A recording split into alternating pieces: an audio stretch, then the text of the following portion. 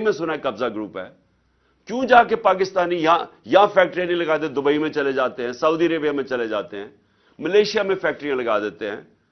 کیوں پاکستانی یہاں سے مر کے نکلتے ہیں باہر، کئی دفعہ فراڈلنٹ ویزے لے کے، لیکن وہاں جا کے خوشحال ہو جاتے ہیں؟ برطانیہ میں، یورپ میں کیوں جاتے ہیں؟ کیونکہ وہاں رول آف لا ہے، وہاں ان کی محنت کو پھل ملتا ہے. یہاں کیا ہے کہ سارے چور اوپر آ کے بیٹھ گئے ہیں.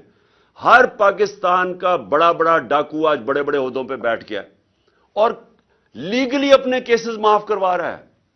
یعنی قانون انہوں نے پاس کیا اسمبلی میں جس کی کوئی پریسیڈنس نہیں ہے ڈیموکریسیز میں.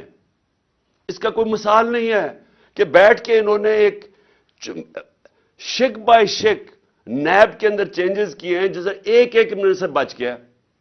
اور چوریاں، میں پھر سے ریپیٹ کرتا ہوں، یہ جو کرپشن ہمارے دور کے نہیں ہیں، یہ پرانے ہیں. یہ ان کے اپنے دور کے سارے کیسز ہیں جو انہوں نے معاف کروا لیے. اب پہلے مشرف نے معاف کیے، اب جنرل باجوہ نے ان کو پورا موقع دیا NRO2 دینے کا. اب میرا سوال یہ ہے